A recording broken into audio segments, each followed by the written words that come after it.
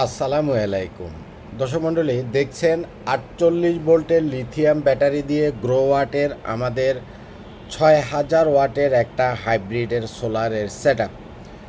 এখনকার যুগ, এখনকার টেকনোলজি আগের চাইতে অনেক আপডেট। আগে আমরা গ্রোওয়াটের এই মেশিনগুলোর সাথে পানির ব্যাটারি বা টিউবুলার ব্যাটারি দিতাম 4 পিস করে। অর্থাৎ এই মেশিনগুলো হচ্ছে 48 ভোল্টের পানির ব্যাটারি বা টিউবুলার ব্যাটারি দিলে 4টা ব্যাটারি দেওয়া লাগে।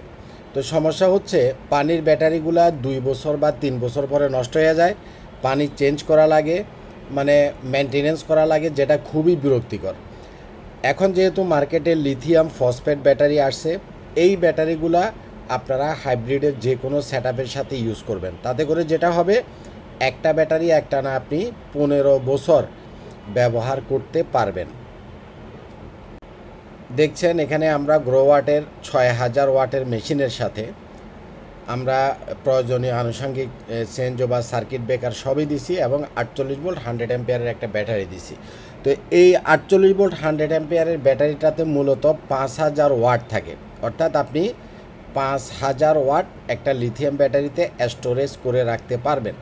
এখন ব্যাকআপের যে হিসাবটা, গ্রোওয়াটের এই সেটআপগুলো দিনের বেলাতে সরাসরি সোলার থেকে আপনার আউটপুট দেয়।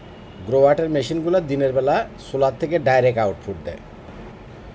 যখন দিন শেষে রাত হয় তখন গ্রিড থেকে আপনাকে আউটপুট দিবে। রাত্রেবেলাতে যদি আপনার লোডশেডিং হয়, দিনের বেলাতে লোডশেডিং হলেও সমস্যা নাই, সে সোলার থেকে আপনাকে আউটপুট দিবে, ব্যাটারি লাগবে না। রাত্রেবেলাতে যখন আপনার লোডশেডিং হয় তখন সে ব্যাটারিটা ইউজ করে।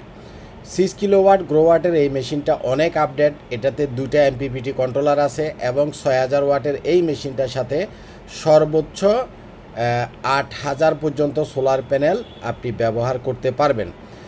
8000 সোলার প্যানেল কেন দিবেন? বেশি দিলে আপনার লোড যদি বেশি হয়, ধরেন আপনি 2টা এয়ার কন্ডিশন চালাবেন, লাইট চালাবেন, ফ্যান চালাবেন, হয়তো 4 থেকে 5000 ওয়াট আপনার লোডই আছে, তাইলে আপনার 4000 ওয়াট লোডে দেওয়ার পরে সে যেন ব্যাটারিটাকে চার্জ করতে পারে।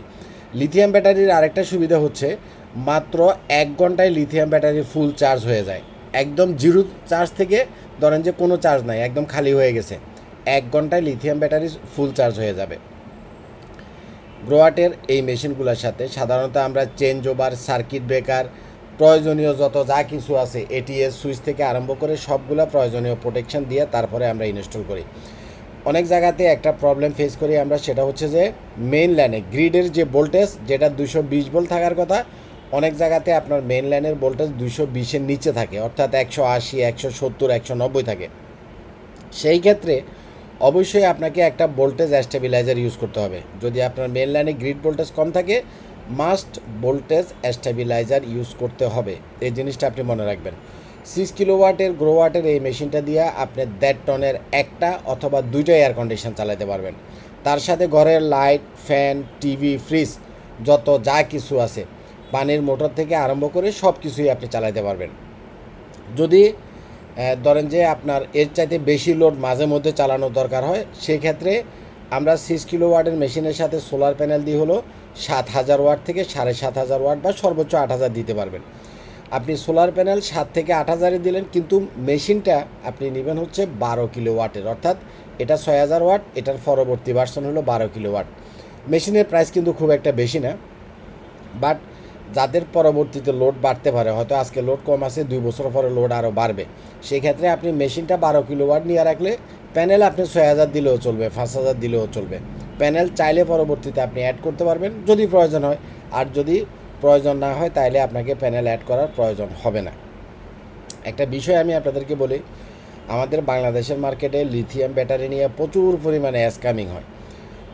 বিভিন্ন নামের, মানে বিভিন্ন ব্র্যান্ডের নাম দিয়া, অমুক ছমুক XYZ ব্র্যান্ডের নাম দিয়ে বিভিন্ন জনের লিথিয়াম ব্যাটারি আনতেছে, আইনা বাংলাদেশে আইনা মানে বিভিন্ন একটা নাম দিয়ে মার্কেটে ছাড়তেছে। আসলে এই লিথিয়াম ব্যাটারিগুলা যেগুলা নন ব্র্যান্ড বা হাবিজাবি ব্র্যান্ড দিয়ে মার্কেটে পাওয়া যায়, এগুলার অ্যাকচুয়ালি কী সেল ইউজ করা হয়েছে, কি না করা হয়েছে, কয় হাজার সাইকেলের সেল ইউজ করা হয়েছে, নতুন সেল ইউজ করা হয়েছে নাকি পুরাতন সেল ইউজ করা হয়েছে, ইউজেড সেল ইউজ করা হয়েছে, তার কোনো মাও নাই, বাফও নাই, কোনো কিছুই জানা নাই।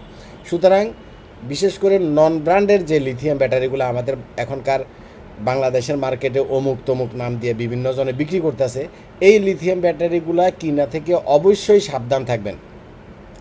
মানে এমনও হতে পারে যে লিথিয়াম ব্যাটারি কয়দিন পরে যখন খুলবো, এখন তো নতুন মাল মানে বিভিন্ন জনে ঢুকাচ্ছে, 1-2 বছর না গেলে তো বোঝা যাবে না। পরে যখন ব্যাটারিগুলো সার্ভিসিংয়ে আসবো, ভিতরে দেখা যাবে যে মানে বালুও পাওয়া যাচ্ছে। 2-1টা সেল আছে, নতুবা তার এটা ডিসপ্লে অন হইতো না বা মেশিন চলতো না।